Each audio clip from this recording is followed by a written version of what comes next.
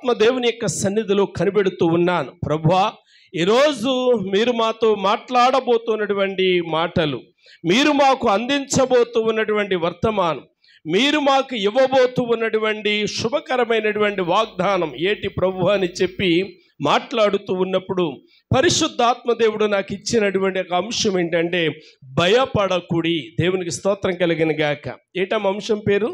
భయపడకుడి. ఈ అంశాన్ని మనం చాలాసార్లు విన్నాం, ఎప్పుడు వింటూనే ఉంటాం.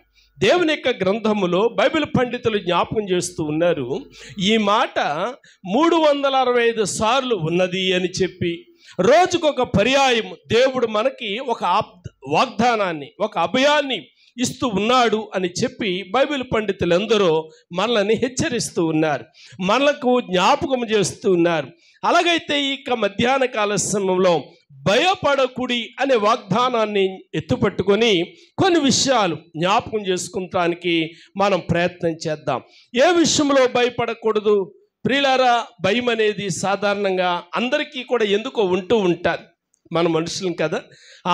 నేను అనుకుంటూ ఉంటాను, చిన్నప్పటి నుంచి కూడా వాడు నెలల వయసులో ఉన్నప్పుడు అమ్మ గోరు ముద్దలు తినిపించేటప్పుడు ప్రారంభంలో నేర్పించే మాట ఏంటంటే, ఆ ముద్ద పెట్టుకోకపోతే బూసడు చేస్తాడు, తీసుకుపోతాడు. అందుకే భయం అనేది అంతరంగంలో పాతుకుపోతుందేమో అని నేను అనుకుంటూ ఉన్నాను. కాబట్టి భయం అనేది లేనటువంటి వారు ఎవరు కూడా లేరు. ఆడపిల్లలకి 6 దాటిందంటే వెళ్ళడానికి భయం. ప్రియులారా, పురుషులకు కూడా అర్ధరాత్రి దాటిందంటే వెళ్ళడానికి భయం.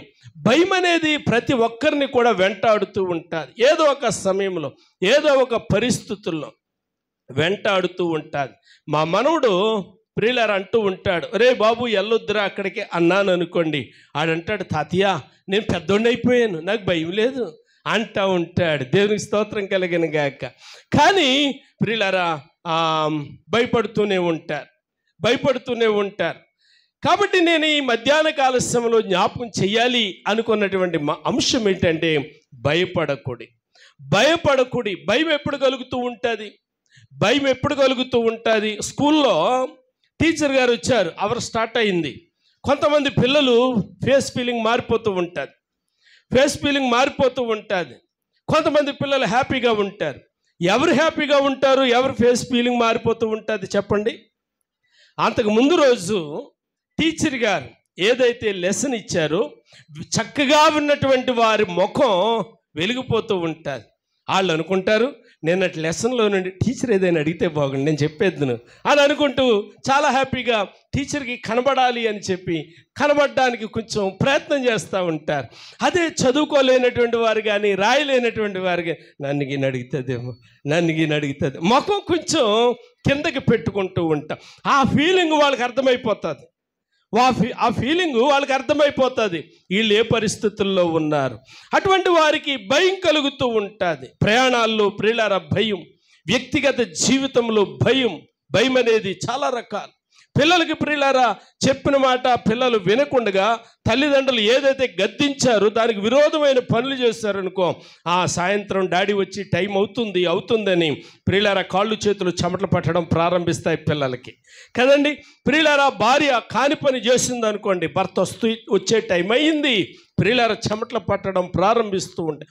కాబట్టి కంపెనీల్లో కూడా చాలా రకాలైనటువంటి పరిస్థితులు ఉంటూ ఉంటాయి. కాని పని చేస్తామనుకోండి, కాని పని జరిగినప్పుడు కంపెనీకి కొంత లాస్ అవుతుంది, కుటుంబానికి కొంత మచ్చ వస్తుంది. కాబట్టి భయం అనేది సాధారణంగా అంతరంగంలో ప్రవేశిస్తూ ఉంటుంది. అయితే ఈ మధ్యాహ్న కాల సమయంలో నేను చెప్పాలనుకున్నటువంటి భయం లోక సంబంధమైనది కాదు. నేను చెప్పాలనుకున్నటువంటి భయం కంపెనీ పరమైనది కాదు. మరి నేను చెప్పాలనుకున్నటువంటి భయం ఏది అని కనుక ఆలోచన చేస్తే దైవిక పరమైనది. దేవునికి స్తోత్రం, హల్లెలూయా. అందరూ చెప్తాం హల్లెలూయా. ఏ భయం అండి? దైవిక పరమైనది అన్న సంగతిని మనం గమనించవలసినటువంటి వారమై ఉంటూ ఉన్నాం. అసలు భయము ఎందుకు వస్తుంది దైవికంగా? అసలు భయం ఎందుకు వస్తుంది, ఎవరికి వస్తుంది అని కనుక మనం ఆలోచన చేస్తే, ఆదికాండ గ్రంథములో ఆదాము దాక్కున్నాడు కదా. యేసు ప్రభు తండ్రి అయిన దేవుడు వచ్చి అడుగుతా ఉన్నాడు, నువ్వెక్కడా అంతే కదమ్మా, నువ్వెక్కడా అని అడిగితే ఆయన అంటున్నాడు, దాక్కున్నాను. ఎందుకు దాక్కున్నావయ్యా? రోజు నేను వచ్చినప్పుడు చాలా ఉల్లాసంగా నా ఎదురుగుండగా తిరుగుతూ ఉండేవాడివే, చాలా ఆనందంగా నా ఎదురుగుండగా ఉంటూ ఉండేవాడివే, ఈరోజు నీకెందుకు భయం కలిగింది? అక్కడ ఒక రీజన్ మనం చూస్తూ ఉన్నాం. కయీను ఆదికాండ గ్రంథంలో 4వ అధ్యాయంలో మనకు చూస్తూ ఉన్నాం. కయీను ప్రియులారా భయపడిపోతూ ఉన్నాడు, భయపడుతూ ఉన్నాడు, అంటా ఉన్నాడు, ఈ దోషము, ఈ శిక్ష, లేకపోతే ఈ శాపము నేను భరింపలేనంత గొప్పది. అంటే భయపడిపోతూ ఉన్నాడు. కారణం అననీయ సప్పీరాలను మనం చూస్తూ ఉన్నప్పుడు భయపడిపోతూ ఉన్నారు. కారణం అక్కడ ఏదో చిన్న ప్రియులారా రీజన్ మనకి కనబడుతూ ఉంది. అలాగే దేవుని యొక్క గ్రంథములో పరిశుద్ధాత్మ దేవుడు మనకు జ్ఞాపకం చేస్తూ ఉన్నప్పుడు ఈ భయము అనేది ఆధ్యాత్మికమైన భయం కానీ, లోక సంబంధమైన భయం కానీ కుటుంబానికి ఆశీర్వాదకరం కాదు. ఎందుకు అని కనుక ఆలోచన చేస్తే కొన్ని పర్యాయాలు అవిశ్వాసం కానీ, భయం కానీ ఇవేం చేస్తూ ఉంటాయి అని కనుక ఆలోచన చేస్తే ఆత్మహత్యల వైపు నడిపిస్తూ ఉంటాయి, నిరాశ వైపు నడిపిస్తూ ఉంటాయి. ప్రియులారా వినండి, అమలాపురంలో ఒక డాక్టర్ గారు, నేను పేరు మర్చిపోయాను, ఎముకల డాక్టర్ గారు పేరు మర్చిపోయాను, ఏదో ప్రియులారా ఒక విషయంలో పెట్టుబడి పెట్టారు, 30 లక్షల రూపాయలు లాస్ అయింది. ఎన్ని లక్షలమ్మా? 30 లక్షల రూపాయలు లాస్ అయిందని చెప్పి తనకి, తన భార్యకి, తన పెద్ద కొడుక్కి ప్రియులారా చనిపోయే ఇంజక్షన్లు చేసి చచ్చిపోయారు. చచ్చిపోయిన తర్వాత మర్నాడు పోలీసులు వెళ్ళి ఇన్వెస్టిగేషన్లో ఏమైనా ఆధారాలు దొరుకుతాయేమని చూస్తే ప్రియులారా ఆధారాలు కొన్ని దొరికినాయి. ఆ దొరికినటువంటి ఆధారాలు ఏంటంటే అప్పులకు భయపడి చచ్చిపోయాము అండి, అప్పులకు భయపడి చచ్చిపోయాము. ఆయన హాస్పిటల్ 3 అంతస్తులు 4 అంతస్తులోనంట. అంటే భయం అనేది ఆత్మహత్యల వైపు నడిపిస్తూ ఉంటుంది, భయము అనేది నిరాశ వైపు నడిపిస్తూ ఉంటుంది, భయము అనేది కుటుంబాన్ని విడిచిపెట్టేటట్టుగా చేస్తుంది, భయము అనేది ప్రియులారా సన్నాసి లోకంలో కలిసిపోయేటట్టుగా చేస్తుంది. అయితే అందుకే పరిశుద్ధాత్మ దేవుడు ఈ మధ్యాహ్న కాల సమయంలో మనతో మాట్లాడుతూ ఉన్నాడు, భయపడకుడి. దేవునికి స్తోత్రం కలిగిన గాక. భయపడకుడి. కొన్ని విషయాలు మనం జ్ఞాపకం చేసుకుందాం. 1-2 మాటలు బిడ్డలారా దేవుని చిత్తమైతే మనం ధ్యానం చేద్దాం. మొదటిగా భయపడవద్దు. ఏ విషయంలో భయపడవద్దు అని గనక ఆలోచన చేస్తే జీవన యాత్రలో భయపడవద్దు. ఎక్కడమ్మా? జీవన యాత్ర అంటే ఏంటి? జీవన యాత్ర అంటే ఏంటి అని గనక ఆలోచన చేస్తే రోజువారీ జీవితం అమ్మా, లైఫ్ స్టైల్, అంతేనా? రోజువారీ జీవితంలో భయపడవలసినటువంటి అవసరం లేదు. నువ్వు చదువుకున్నావు, డిగ్రీ కంప్లీట్ చేస్తావు, లేకపోతే నీకున్నటువంటి ఆ పీజీ కంప్లీట్ చేస్తావు, నీకు ఉద్యోగం రావాలి, సమయానికి రాలేదు, నీకు యవ్వన వయసు వచ్చింది, వివాహం జరగాలి, ఇంకా వివాహం జరగలేదు, వివాహం జరిగింది, పిల్లలు పుట్టాలి, పిల్లలు ఇంకా పుట్టలేదు. ప్రియులారా ఈ విషయాలను మనం కళ్ళెదర ఉంచుకుంటూ ఉన్నప్పుడు చాలా కొంచెం మనసు చిన్నబోతూ ఉంటుంది కదండి, మనసు చిన్నబోతూ ఉంటుంది. ఇదిగో ఎన్ని లక్షల రూపాయలు పెట్టి నా కొడుకుని చదివించాను, నా కూతురిని చదివించాను, ఇదిగో ఇంకా దీనికి ఉద్యోగం వచ్చి తగలాడలేదు, ఏం చదువుతుందో ఎంతో. ఒక ప్రక్కనేమో ప్రియులారా తల్లిదండ్రులు నిరాశకు లోనైపోతూ ఉంటారు. అంతకంటే ముఖ్యంగా ఆ చదువులో ఉన్నటువంటి కూతురు కానీ కొడుకు కానీ వారు కూడా ఒక రకంగా నిరాశకు లోనైపోతూ ఉంటారు. సరే ప్రియులారా ఉద్యోగం వచ్చింది, పెళ్లి చేద్దామనుకుంటూ ఉన్నారు. ప్రియులారా పెళ్లి ఇంకా కాలేదు, అంతరంగం నిరాశకు లోనవుతూ ఉంటుంది. సరే ప్రియులారా పెళ్లి చేశారు, అప్పుడైనా తృప్తి ఉంటుందా? లేదు, ఇంకా పిల్లలు పుట్టలేదు. అంటే దీన్ని బట్టి మనకేమర్థమవుతుందంటే అసలు మనిషి జీవితమే తృప్తి లేని జీవితం. దేవునికి మహిమ కలుగును గాక. కారు ఉన్నవాడు మోటార్ సైకిల్ కావాలనుకుంటాడు, మోటార్ ఉన్నవాడు సైకిల్ ఉన్నవాడు మోటార్ అనుకుంటాడు, మోటార్ సైకిల్ ఉన్నవాడు కారు అనుకుంటాడు, కారు ఉన్నవాడు బస్ అనుకుంటాడు, బస్ ఉన్నవాడు విమానం అనుకుంటూ ఉంటాడు. తృప్తి లేని జీవితం. ప్రియులారా దేవుడు ఇదిగో చదువు కంప్లీట్ చేసుకోవడానికి కృపిచ్చిన దేవుడు 4 రోజులు ఆలస్యమైన తగినటువంటి ఒక చక్కటి సంబంధాన్ని దేవుడు నాకు అనుగ్రహిస్తాడు. నిరీక్షణ కోల్పోతూ ఉంటా. సరే, సంబంధం కుదిరింది. 4 రోజులు ఆలస్యమైన ఒక పండంటి బిడ్డను అన్నాను జ్ఞాపకం చేసుకున్న దేవుడు నన్ను జ్ఞాపకం చేసుకోడా? ఎస్తేరుని జ్ఞాపకం చేసుకున్న దేవుడు నన్ను జ్ఞాపకం చేసుకోడా? సారమ్మను రిబ్కాను జ్ఞాపకం చేసుకున్న దేవుడు నన్ను జ్ఞాపకం చేసుకోడా? ఎలిజబెత్తుని జ్ఞాపకం చేసుకున్న దేవుడు నన్ను జ్ఞాపకం నిరీక్షణ కోల్పోతూ ఉంటా. అయితే ఈ మధ్యాహ్న కాల సమయంలో కృప కలిగిన దేవుడు జ్ఞాపకం చేస్తున్నాడు. రోజువారీ జీవితంలో, దైనందిన జీవితంలో, ఇందాక అని అంటుంది కదా లైఫ్ స్టైల్ అని చెప్పి, మన లైఫ్ స్టైల్లో ప్రియులారా భయపడవలసినటువంటి అవసరత లేదు. ఎందుకు? వస్తాయి శ్రమలు, మనకు వస్తాయి. మనకు రాకపోతే ఎవరికి వస్తాయి? ప్రియులారా ఒక సామెత ఉంది, మనుషులకు రాకపోతే మానులకు వస్తాయి అని. మానులు అంటే ఏంటి అమ్మ? చెట్లు, కర్ర, చెక్క, మొక్క. ప్రియులారా వాటికి వస్తాయా అన్నారు. వాటికి ఉండే బాధలు వాటికి ఉంటాయి ఏండి. వాటికి ఉండే న్యాయాధిపతుల గ్రంథంలో 9వ అధ్యాయం 9వ వచనంలో మాట్లాడుకుంటూ ఉన్నాయి, వాటి బాధలు అవి చెప్పుకుంటూ ఉన్నాయి. కాబట్టి ప్రియమైనటువంటి దేవుని బిడ్డలారా, న్యాయాధిపతుల గ్రంథం 9:9. కాబట్టి ఎవరి సమస్యలు వారికి ఉంటూ ఉంటాయి. అయితే ఈ మధ్యాహ్న కాల సమయంలో దేవుడు నీతో మాట్లాడుతూ ఉన్నాడు. స్పష్టంగా నిన్ను గురించే మాట్లాడుతూ ఉన్నాడు. ఏమి మాట్లాడుతూ ఉన్నాడు? రండి, ఆదికాండ గ్రంథం 26వ అధ్యాయము అందరము కలిసి చదువుదాం. ఆదికాండ గ్రంథం 26వ అధ్యాయము 24వ వచనాన్ని చదువుకుందాం. అమ్మా, అక్కడ నుండి అతడు బెయేర్షెబా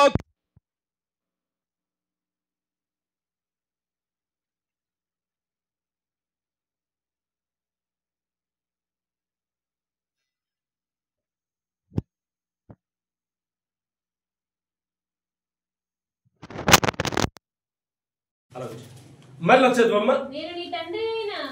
నేను నీ తండ్రి అయిన అబ్రహాము దేవుడను, నేను నీకు తోడై ఉన్నాను గనుక భయపడకుము. దేవునికి స్తోత్రం.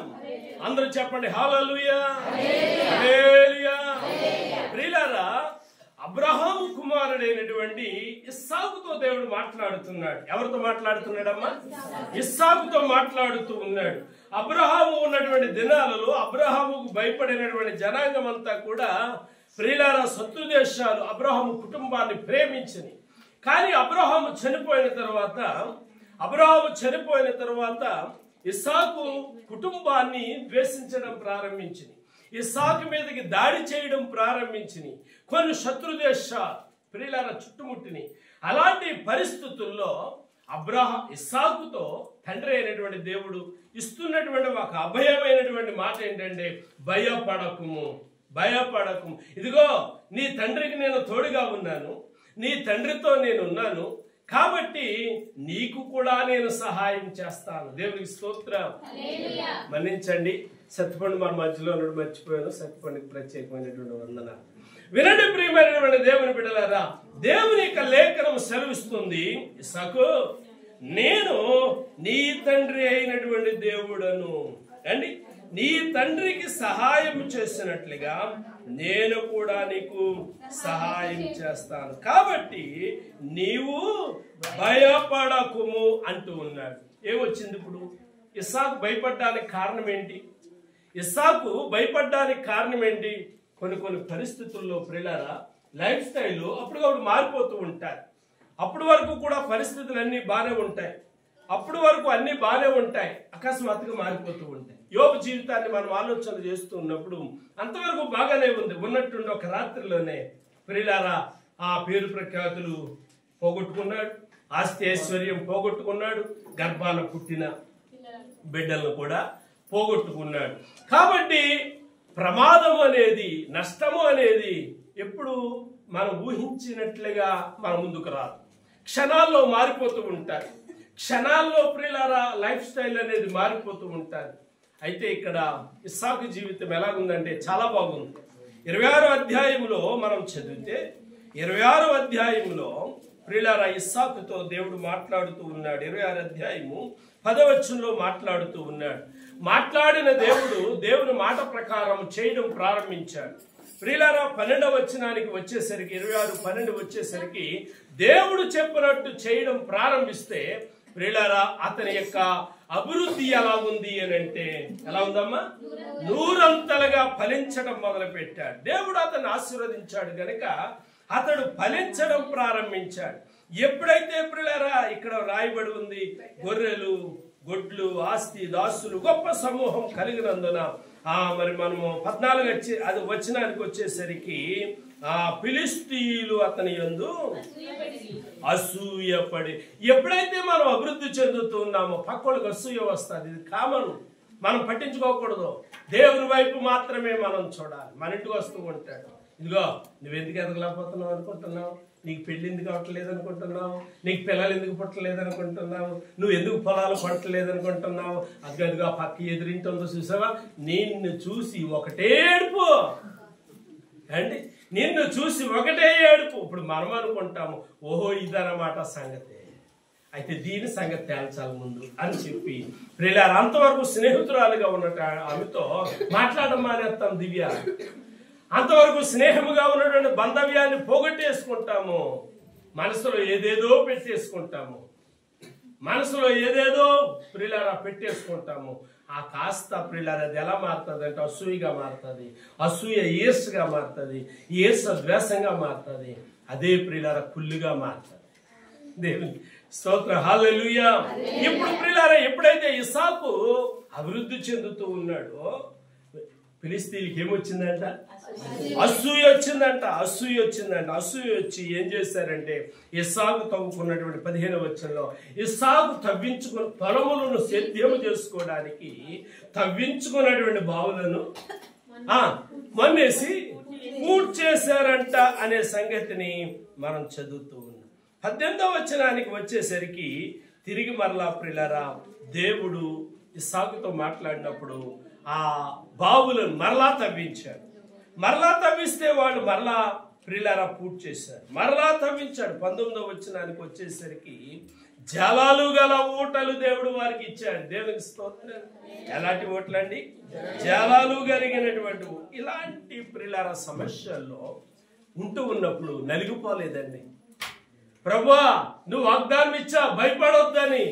ఇదిగో నా శత్రువులు నన్ను ఇన్ని ఇబ్బందులు పెడతా ఉన్నారు, శ్రమలు పెడుతున్నారు. ఏంటి పరిస్థితి? నలిగిపోలేదు. దేవుని అన్ని నిరీక్షణ ఉంచాడు. ఇప్పుడు దేవుడు మాట్లాడుతూ ఉన్నాడు. ఏమని మాట్లాడుతూ ఉన్నాడు అని అంటే, ఇదిగో నీకు తోడై ఉన్నాను, భయపడ. ప్రియులారా స్థానిక సంఘ బిడ్డలముగా మనము నలిగిపోతున్నామేమో, కొన్ని సమస్యలు కొన్ని విషయాల్లో నలిగిపోతున్నామేమో. ఇదిగో భర్త చూస్తే మాట అంటలేదు, భర్త చూస్తే ఆదాయం లేదు, పనులు సరిగా లేవు. ఒక ప్రక్క బిడ్డలు చూస్తే వీళ్ళ కోసం లక్షల రూపాయలు వెచ్చిస్తా ఉన్నాము, వీళ్ళు సరిగా చదువుకోవట్లేదు, వీళ్ళు చెప్పిన మాట వింటలేదు. అంతరంగంలో నిరాశ చోటు చేసుకుంటుందేమో. ఈ మధ్యాహ్న కాల సమయంలో పరిశుద్ధాత్మ దేవుడు అంటూ ఉన్నాడు, నిరాశ పడవలసిన అవసరం లేదు. దేవునికి స్తోత్రం. ఆయన వైపు చూడాలి. దేవునికి స్తోత్రం. ఆయన మీద ఆధారపడాలి. ఇస్సాకు ప్రియులారా ఆయన మీద ఆధారపడ్డాడు. ఇస్సాకు అడుగు పెట్టిన చోట దీవించబడుతూ ఉంటే శత్రువులకు అసూయ వచ్చింది. శత్రువులకు అసూయ వచ్చి నష్టాన్ని కలిగిస్తా ఉన్నారు. ఆ పొలాలకి ఆ నీరు పెట్టే బావులను కప్పెట్టేస్తా ఉన్నారు. అలసిపోలేదు, దేవుని మీద నమ్మకం ఉంచాడు. ఎన్నిసార్లు ఫిలిష్తీయులు ఇబ్బంది పెడుతూ ఉన్నా, ఎన్నిసార్లు అమాలేకీయులు ఇబ్బంది పెడుతూ ఉన్నా, ప్రియులారా దేవుని యందు విశ్వాసం ఉంచాడు. భయపడకుండా ఆయన యందు విశ్వాసం ఉంచి ముందుకు వెళ్తూ ఉన్నాడు, నమ్మకం ఉంచాడు. గత రాత్రి మేము జ్ఞాపకం చేసుకున్నాము. ప్రకటన గ్రంథం 2వ అధ్యాయం 1వ వచనంలో మేము చదువుతూ ఉన్నప్పుడు పరిశుద్ధాత్మ దేవుడు 7 సంఘములను గురించి ప్రారంభించినటువంటి విషయాన్ని మేము జ్ఞాపకం చేసుకుంటూ 7 సంఘములలో ఉన్నటువంటి ఆ మొదటి సంఘం ఎఫెసు సంఘముతో ఆయన ప్రారంభించాడు కదమ్మా. ఎఫెసు సంఘముతో ప్రారంభించాడు. ఎఫెసు సంఘముతో ప్రారంభించి ఆయన ఎఫెసు సంఘమును గురించి ఇలా వర్ణిస్తూ ఉన్నాడు. ఎఫెసీయులకు రాసినటువంటి పత్రిక 1వ అధ్యాయం 1వ వచనంలో మేము జ్ఞాపకం చేశాము. ఆ సంఘములో ఉన్నవారు ఎవరు అని అంటే 3 రకాలైనటువంటి జనులు. ఎవరమ్మా? 3 రకాలైనటువంటి జనులు. 1 పరిశుద్ధులు, 2 విశ్వాసులు అంటే నమ్మకమైనటువంటి వారు. వినండి ప్రియులారా, ఆ సంఘంలో ఎవరున్నారంటే పరిశుద్ధులు ఉన్నారు. 2 నమ్మకస్తులు ఉన్నారు ఎఫెసు సంఘంలో. ఇస్సాకు జీవితం ఎలాంటిది అంటే 1 పరిశుద్ధమైనది, 2 నమ్మకమైనది అనే సంగతిని మనం చూస్తూ ఉన్నాం. కాబట్టి ప్రియమైనటువంటి దేవుని బిడ్డలారా, పాల్గొమి ప్రశాంత ప్రార్థన మందిరములో ఉన్నటువంటి వారు ఎలా ఉండాలంటే, మొదటిది పరిశుద్ధులుగా ఉండాలి, 2వది నమ్మకస్తులుగా ఉండాలి. రాత్రి చాలా మంది రాలేదు కాబట్టి ఒక పర్యాయం నేను ఆ మాట జ్ఞాపకం చేస్తాను. పరిశుద్ధులు అంటే ఎవరు? పరిశుద్ధులు అంటే ఎవరు? యేసు ప్రభు వారు అంటూ ఉన్నారు, నేను తండ్రి అయిన దేవుడు అంటూ ఉన్నాడు, నేను పరిశుద్ధుడనై ఉన్నాను, కాబట్టి మీరు కూడా పరిశుద్ధులై ఉండండి. పరిశుద్ధులై ఉండుడి అనే మాటకి నిర్వచనం ఏంటంటే, ప్రియులారా, మేము లూకా సువార్త 16వ అధ్యాయంలో ఉన్నటువంటి ఆ దరిద్రుని మేము జ్ఞాపకం చేసుకున్నాం. ఆయన ఎవరికి మేలు చేయలేదు, కానీ ఎవరికి అపకారం కూడా ఆయన చేయలేదు. ఎవరికి అపకారం చేయకుండానే పరిశుద్ధత. ఉపకారం చేయకపోయినా పర్వాలేదు, మేలు చేయకపోయినా పర్వాలేదు, దేవుడు మన చేతిని బలపరిస్తే మనం మేలు చేస్తాం. దేవుడు మన చేతిని బలపరిచినప్పుడు మనం చేయలే. మేలు చేయలేనంత మాత్రాన నువ్వు అపరిశుద్ధుడు కాదు, పరిశుద్ధుడివే. ఎందుకు అనంటే, నువ్వు మేలు చెయ్యలేకపోయావు కానీ కీడైతే చేయలేదు. కాబట్టి కీడు చేయకుండాటి పరిశుద్ధత, దురాలోచనలు చేయకుండాటి పరిశుద్ధత, భయపెట్టి దురాలోచనలు చేయకుండాటి పరిశుద్ధత అనే మాట మనం చూస్తూ ఉన్నాం.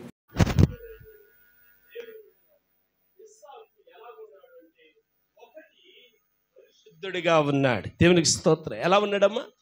పరిశుద్ధుడిగా ఉన్నాడు. 2 నమ్మకస్తుడిగా ఉన్నాడు. దేవునికి స్తోత్రం.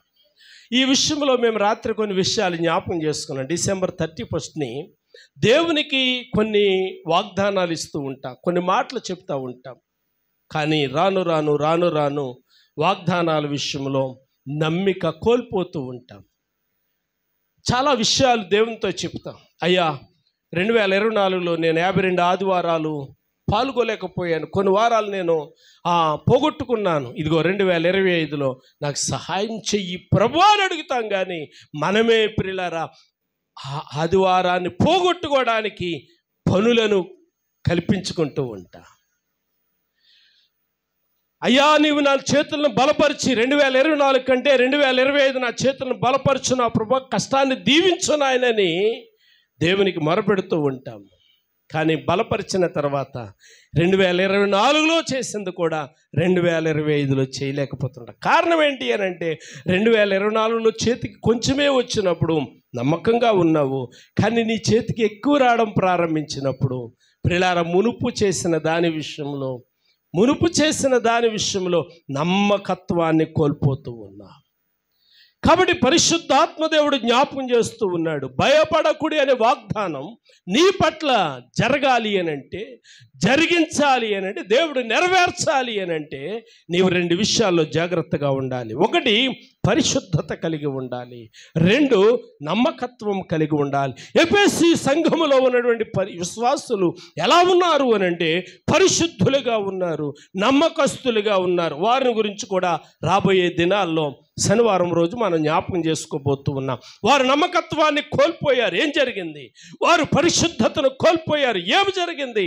రానటువంటి దినాల్లో మనం జ్ఞాపకం చేసుకోబోతున్నాం. ప్రతి శనివారము ప్రకటన గ్రంథ ధ్యానాలను మనం వింటూ ఉన్నాం. కాబట్టి ప్రియమైనటువంటి దేవుని బిడ్డలారా, ఆలోచన చేయండి. దేవుని యొక్క లేఖనం సెలవిస్తుంది, దేవుని యొక్క గ్రంథం జ్ఞాపకం చేస్తూ ఉంది. ఏమని జ్ఞాపకం చేస్తూ ఉంది అని కనుక ఆలోచన చేస్తే, రోజువారీ జీవితంలో భయపడకుడి. న్యాయాధిపతుల గ్రంథం 6వ అధ్యాయం, న్యాయాధిపతుల గ్రంథం 6వ అధ్యాయము 23వ వచనాన్ని చదువుకుందాం. 6:23. అప్పుడు యెహోవా నీకు సమాధానము, భయపడకుము. దేవునికి స్తోత్రం కలిగినగాక. తండ్రి అయినటువంటి దేవుడు ఒక అభయం ఇస్తూ ఉన్నాడు, నీకు సమాధానం, భయపడకు. ఎందుకు దేవుడు మాట్లాడవలసి వచ్చింది? అక్కడ ఏం జరిగింది అని గనక ఆలోచన చేసినట్లయితే, 6వ అధ్యాయంలో, న్యాయాధిపతుల గ్రంథం 6వ అధ్యాయంలో ప్రియులారా ప్రారంభానికి వస్తే, 6వ అధ్యాయము ప్రారంభానికి వస్తే 6వ అధ్యాయం ముగింపు ఎలాగుంది అని అంటే, 40 సంవత్సరాలు ప్రియులారా వారు నెమ్మదిగా బ్రతికారు కదమ్మా. 6వ అధ్యాయానికి పై భాగంలో 40 సంవత్సరాలు నెమ్మదిగా బ్రతికిన తర్వాత 6వ అధ్యాయం ప్రారంభంలో ప్రియులారా దేవునికి ఎదురు తిరిగారు. దేవునికి ఎప్పుడైతే ఎదురు తిరిగారో దేవుడు శత్రువులకి ఇశ్రాయేలుని 7 ఏండ్లు అప్పగించాడు. ఎప్పుడైతే అప్పగించాడో మిద్యానీయుల చెయ్య ఇశ్రాయేలీల మీద చాలా బలంగా ఉంది. ఎప్పుడైతే చాలా బలంగా ఉందో ప్రియులారా భయపడిపోతూ ఉన్నారు. ఎలాగా? ఈ శత్రు దేశాల నుండి మేము ఎలా కాపాడబడాలి, ఈ శత్రువుల నుండి మేము ఎలా కాపాడబడాలి అని వారు ఆలోచన చేస్తూ ఉన్నప్పుడు దేవుడు మాట్లాడుతూ ఉన్నాడు. 9వ అధ్యాయంలో ఇలాగ వ్రాయబడి ఉంది, 9వ వచనములో 6:9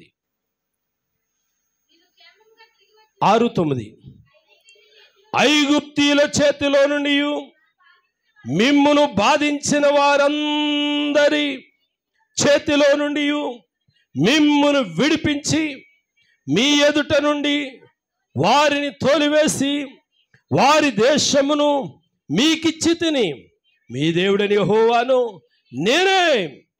10వ వచనం, మీరు అమోరీయుల దేశమున నివసించుచున్నారు, భయపడకుడి అని మీతో చెప్పితేనే కానీ మీరు నా మాట వినకపోతే. భయపడడానికి గల కారణం ఏమిటి అని అంటే, దేవుడు మనతో మాట్లాడుతూ ఉన్నప్పుడు వినకపోవటమే.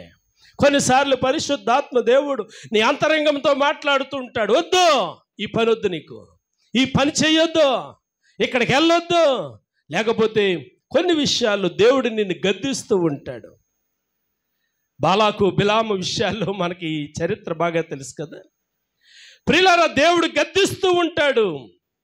ప్రియులారా ఇది దేవుని చిత్తం కాదేమో అని ఊరుకో. ప్రియులారా బిలాము బాలాకుల వలె ప్రియులారా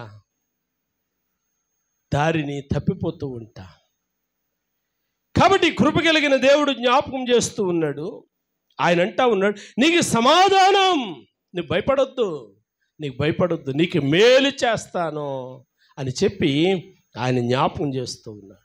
అలాగైతే ఈ మధ్యాహ్న కాల సమయంలో నేను మీకు జ్ఞాపకం చేస్తున్నాను, మన రోజువారీ జీవితంలో మనం భయపడకుండా ఉండాలి అని అంటే ఏం చెయ్యాలి అని కనుక ఆలోచన చేస్తే ఆయన మాట వినాలి. దేవునికి స్తోత్ర.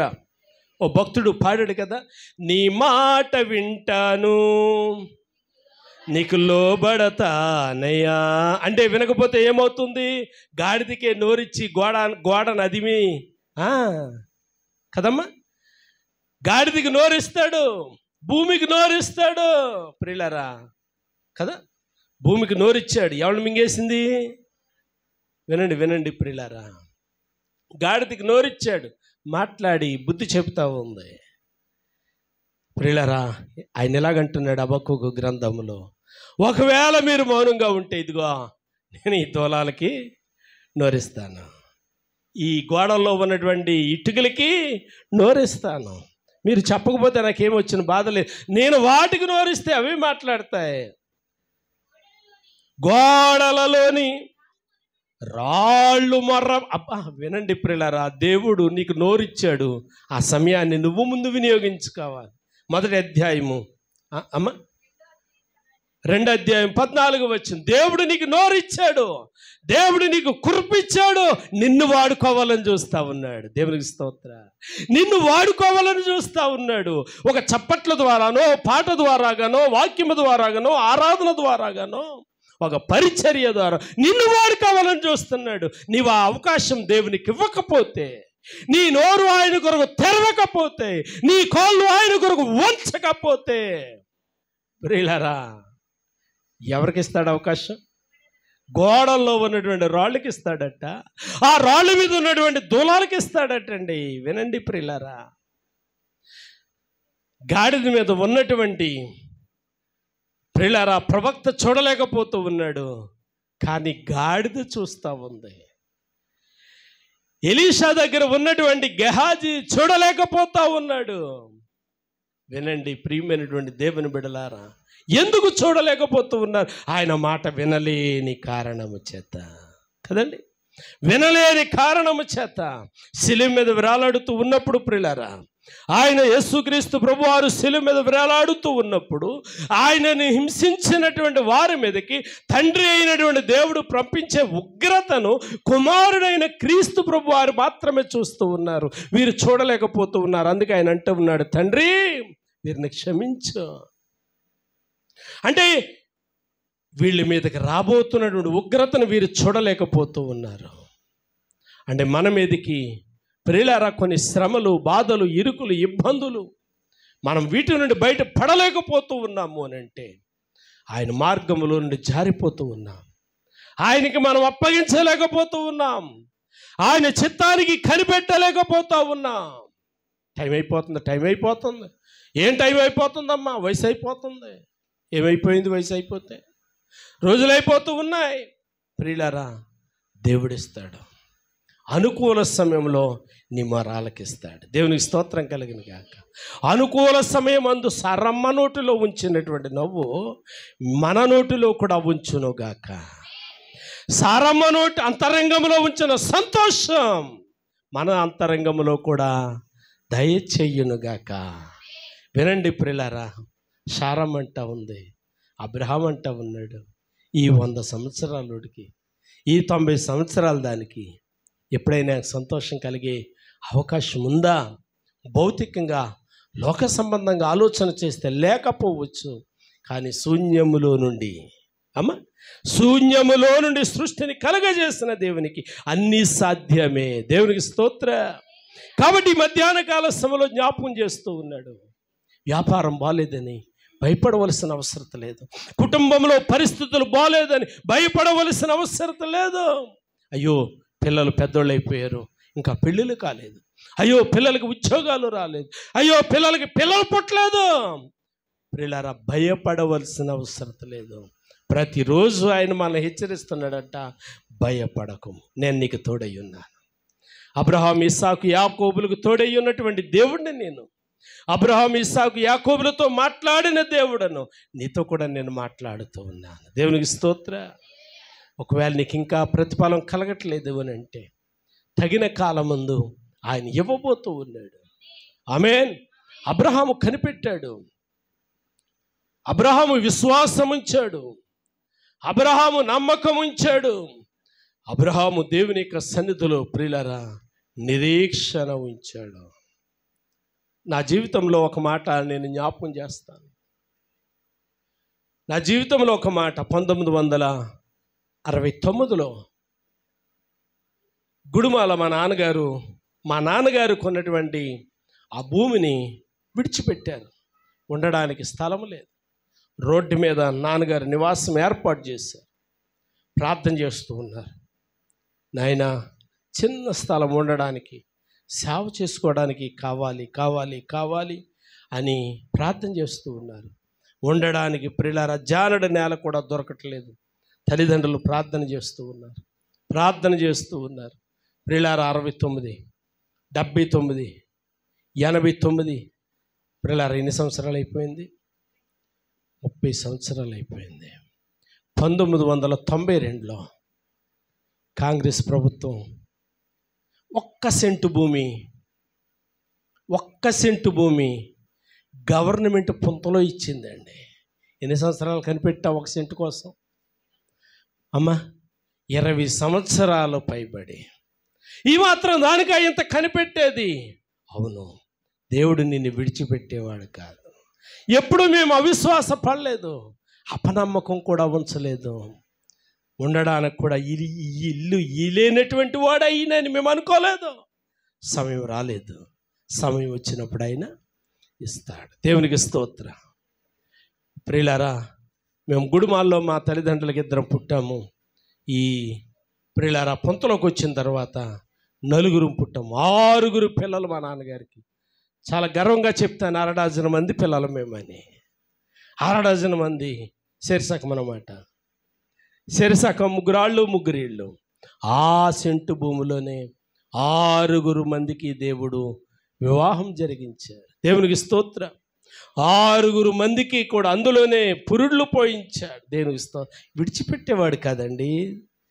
నేను ఎందుకు ఈ మాట జ్ఞాపకం చేస్తున్నాను అని అంటే, నాకున్నది కొంచెమే, బాధపడవలసిన అవసరం లేదు. నాకుంది కొంచెమే, దిగులు పడవలసిన అవసరం లేదు. నీకెంత కావాలో ఆయనకి తెలుసు. ఆమేన్.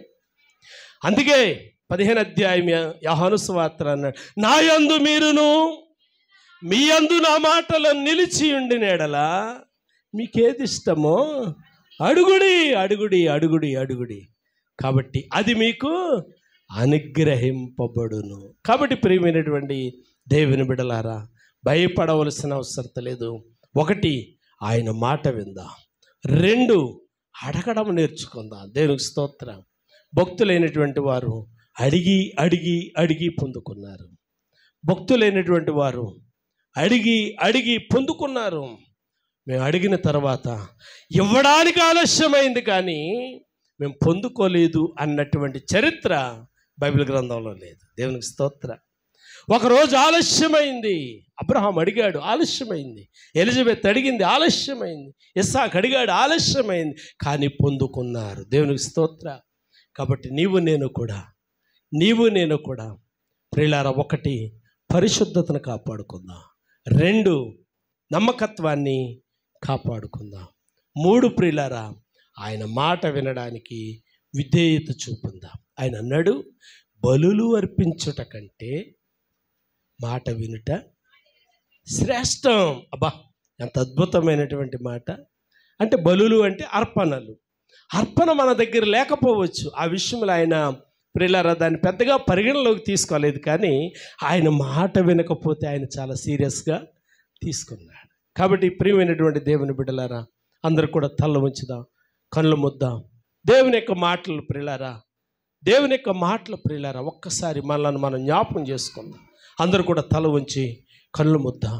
ఈ మధ్యాహ్న కాల సమయంలో పరిశుద్ధాత్మ దేవుడు భయపడకుమనే వాగ్దానం నీ పట్ల జరిగించునుగాక. భయపడకుమనే వాగ్దానం నా పట్ల జరిగించునుగాక. అలా జరిగించబడాలి అని అంటే ఆయన మాట వినడానికి మనం ప్రయత్నం చేద్దాం. తల ఉంచేద్దాం, కళ్ళు ముద్దాం, చిన్న ప్రార్థన చేద్దాం. హల్లెలూయా, హల్లెలూయా, స్తోత్రం, స్తోత్రం, స్తోత్రం, స్తోత్రం. నీ మాట వింటాను, నీకు లోబడతానయ్యా. వందనాలు వందనాలు యేసయ్యా, వందనాలు వందనాలు యేసయ్యా, వందనాలు వందనాలు యేసయ్యా, వందనాలు వందనాలు యేసయ్యా.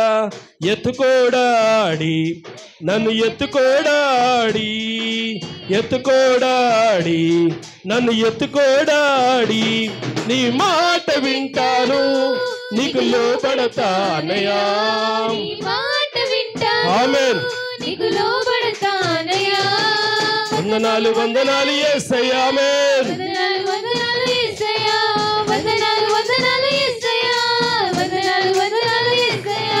నీ మాట వింటే నాకెంతో క్షేమము, నీ మాట వినకపోతే నాకెంతో క్షామము. మరలా నీ మాట వింటే నాకెంతో క్షేమము, నీ మాట వినకపోతే నాకెంతో క్షేమము. మంచి మనసున్న యేసు మరువగలన నీ ప్రేమను, మంచి మనసున్న యేసు మరువగలన నీ ప్రేమను. వందనాలు వందనాలు యేసయ్యా, వందనాలు వందనాలు యేసయ్యా, వందనాలు వందనాలు యేసయ్యా, వందనాలు వందనాలు యేసయ్యా. ఎత్తుకోడాడి నన్ను ఎత్తుకోడాడి, ఎత్తుకోడాడి నన్ను ఎత్తుకోడాడి, నీ మాట వింటాను, నీకు లోబడతానయ్యా. నీ మాట వింటాను, నీకు లోబడతానయ్యా. హల్లెలూయా. ప్రభునందు ప్రియ దేవుని బిడ్డలారా, ఈ మధ్యాహ్న కాల సమయంలో పరిశుద్ధాత్మ దేవుడు జ్ఞాపకం చేస్తున్నాడు. నీవు గనక ఆయన మాట వినగలిగితే, నీవు గనక ఆయన మాటకు చెవి యొగ్గగలిగితే, ఆయన అంటూ ఉన్నాడు, నిశ్చయముగా నేను నీకు తోడై ఉన్నాను, భయపడకుము, నీకు సహాయము చేయుదును, నిన్ను నూరంతలుగా వర్ధిల్ల చేయుదును అని ఆయన వాగ్దానం చేస్తూ ఉండగా, ఆయన వాగ్దానము మనము అనుభవించాలి అని అంటే ఆయన మాట వినడానికి, ఆయన మాటకు చెవి యొగ్గడానికి నేర్చుకుందాం. బాలుడైనటువంటి సమూయేలు బాలుడిగా ఉంటూ ఉండగానే ఎలాగంటా ఉన్నాడు, నీ దాసుడు ఆలకించుచున్నాడు, ప్రభువా నీవు సెలవియ్యి, నువ్వు మాట్లాడితే నీ వినడానికి సిద్ధంగా ఉన్నాను. అయ్యా, నా బిడ్డల గురించి మాట్లాడతావా, నన్ను గురించి మాట్లాడతావా, నా భర్తను గురించి మాట్లాడతావా, నా కుటుంబమును గురించి మాట్లాడతావా, రోజువారీ నా జీవితమును గురించి మాట్లాడతావా? అయ్యా నువ్వు మాట్లాడయ్యా, నేను వినడానికి ఇష్టపడుతూ ఉన్నాను, నువ్వు మాట్లాడయ్యా, నేను వినడానికి సిద్ధపడుతూ ఉన్నాను అని గనక నీవు అనగలిగినట్లయితే, ప్రియులారా, సమూయేలుతో మాట్లాడిన దేవుడు, సమూయేలుని హెచ్చించిన దేవుడు, సమూయేలుని దీవించిన దేవుడు నిన్నును దీవించునుగాక. పరిశుద్ధుడైన మా తండ్రి, కొనడానికి వందనాలు. మీరు మాతో మాట్లాడారు, నీకు స్తోత్రం. మీరు మాతో మాట్లాడిన ప్రతి మాట మాకు ఆశీర్వాదకరంగా అనుగ్రహించండి. యేసు నామమున అడుగుచున్నాను తండ్రి, ఆమేన్.